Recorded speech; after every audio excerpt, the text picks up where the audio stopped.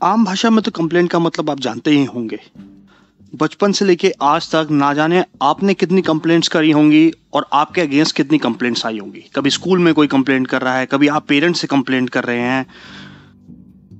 But आइए समझते हैं कि क्रिमिनल प्रोसीजर कोड के अंदर कंप्लेंट का क्या मतलब होता है। में कंप्लेंट का मतलब होता है एलिगेशन, किसी पर एलिगेशन लगाना, चाहे वो एलिगेशन बोल के लगाई जाए चाहे लिख के लगाई जाए। और ये एलिगेशन दी जाती है एक मैजिस्ट्रेट को, ताकि मैजिस्ट्रेट उस एलिगेशन का नोटिस लेके, उस कंप्लेंट का नोटिस लेकर उस पर एक्शन ले। यानी जब कोई व्यक्ति किसी नोन या अननोन पर्सन के अगेंस्ट एलिगेशन लगाता है कि इसने कोई ऑफेंस किया है मेरे अगेंस्ट, और उसकी खबर वो मैजिस्ट्रेट को देता है आइदर ओरली और इन राइटिंग, तो उसको हम बोलते हैं कंप्लेंट। कंप्लेंट की डेफिनेशन सेक्शन 2D कोड में दी गई है। Section 2D says complaint means any allegation made orally or in writing to a magistrate with a view to his taking action under the code that some person, whether known or unknown, has committed an offense. It further says complaint, however, does not include a police report. देखिए, न्याय पाने के लिए पहले आपको court को बताना तो पड़ेगा कि आपके साथ कुछ गलत हुआ है, तभी तो कोर्ट उस पर एक्शन लेगी। जैसे सिविल कोर्ट में हम प्लेंट फाइल करते हैं, ऐसी क्रिमिनल कोर्ट में हम कंप्लेंट फाइल करते हैं। अगर हम इस डेफिनेशन को ध्यान से देखें तो 4 इंपॉर्टेंट एसेंशियल इंग्रेडिएंट्स निकल के आते हैं।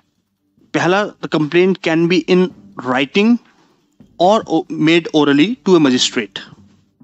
सेकंड, कंप्लेंट का पर्पस ये होना चाहिए कि मजिस्ट्रेट उस पर एक्शन ले। आपका कंप्लेंट करने का ऑब्जेक्टिव यही होना चाहिए कि उस कंप्लेंट को पढ़कर मजिस्ट्रेट उस पर कोई एक्शन ले।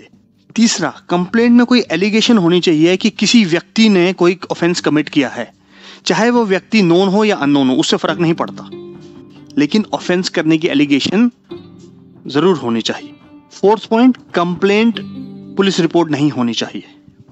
एक बात और ध्यान रखने वाली है कि जरूरी नहीं कि जिसके अगेंस्ट कुछ गलत हुआ है उसी को कंप्लेंट करनी है। उस व्यक्ति के बिहाफ पे कोई और भी कंप्लेंट कर सकता है।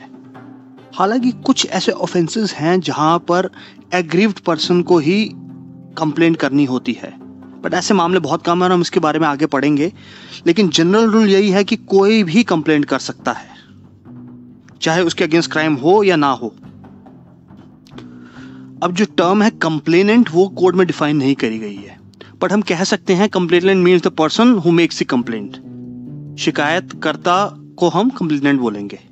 अब क्योंकि कंप्लेंट एक आम आदमी द्वारा फाइल करी जाती है मोस्टली, तो कोड में कंप्लेंट को लेकर बहुत ज्यादा टेक्निकलिटीज नहीं दी गई हैं। यानी कंप्लेंट का कोई स्पेसिफिक फॉर्मेट नहीं होता। आप सिंपल एक पेपर पे कंप्लेंट लिख सकते हैं। कंप्लेंट में कुछ गलतियां अगर हो गई, हेडिंग गलत हो गई, सेक्शन गलत लिख दिया, कुछ इधर उधर हो गया, तो उससे कंप्लेंट इनवैलिड नहीं होती है।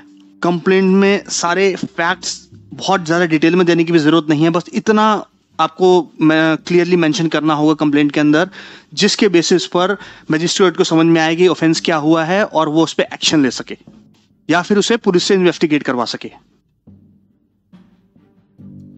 अब अगर सेक्शन 2D को देखें तो इसमें एक एक्सप्लेनेशन भी जुड़ा हुआ है। This explanation says a report made by a police officer in a case which discloses after investigation the commission of a non-cognizable offense shall be deemed to be a complaint, and the police officer by whom such report is made shall be deemed to be the complainant।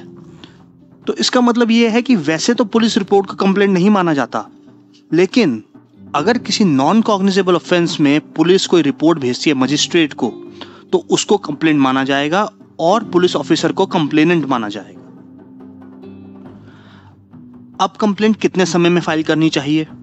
देखिए, complaint file करने का कोई time prescribe नहीं है CrPC में, और अगर आप कंप्लेंट फाइल करने में देरी भी करते हैं तो कंप्लेंट इनवैलिड नहीं मानी जाएगी। हालांकि उस पर सवाल उठ सकते हैं कि इतनी लेट कंप्लेंट क्यों फाइल हुई है, कहीं ये कंप्लेंट झूठी तो नहीं, कहीं ये कंप्लेंट किसी को फंसाने के लिए तो नहीं करी गई। सिमिलरली, अगर किसी ऑफेंस के लिए एक स्पेसिफिक टाइम पीरियड दिया गया है कंप्लेंट करने का, तो कंप्लेंट उसी टाइम पीरियड के अंदर फाइल करनी चाहिए। अब एक बड़ा आम सवाल लॉ स्टूडेंट से सुनने को मिलता है कि कंप्लेंट और एफआईआर में डिफरेंस क्या है। तो देखिए, कुछ पॉइंट्स ऑफ डिस्टिंक्शन है यहाँ पर। पहला, कंप्लेंट की जाती है मजिस्ट्रेट को, लेकिन एफआईआर की जाती है पुलिस को। दूसरा, कंप्लेंट किसी कॉग्निजेबल या नॉन कॉग्निजेबल ऑफेंस के लिए हो सकती है, लेकिन एफआईआर सिर्फ कॉग्निजेबल ऑफेंस के लिए हो सकती है। तीसरा, कंप्लेंट में मैजिस्ट्रेट कॉग्निजेंस लेता है कंप्लेंट का, लेकिन एफआईआर में पुलिस एफआईआर के बेसिस पर इन्वेस्टिगेशन स्टार्ट करती है। चौथा, जैसे कि हमने देखा that complaint does not include a police report but the FIR may be given by anyone including the police officer. Complaint के केस में अगर मैजिस्ट्रेट को ऐसा लगता है कि इस कंप्लेंट पर कोई एक्शन नहीं लेना चाहिए, तो वो कंप्लेंट को डिसमिस कर सकता है, लेकिन उसको डिसमिस करने के रीजंस रिकॉर्ड करने पड़ेंगे राइटिंग में कि वो क्यों कंप्लेंट को डिसमिस कर रहा है। एफआईआर के केस में अगर मैजिस्ट्रेट को लगता है कि उसको कोई एक्शन नहीं लेना चाहिए, तो मैजिस्ट्रेट को किसी भी तरह के रीजन को रिकॉर्ड करने की जरूरत नहीं है। So this was all about the definition of complaint under CrPC. Next video में मिलते हैं एक नेक्स्ट डेफिनेशन के साथ। Till then keep learning.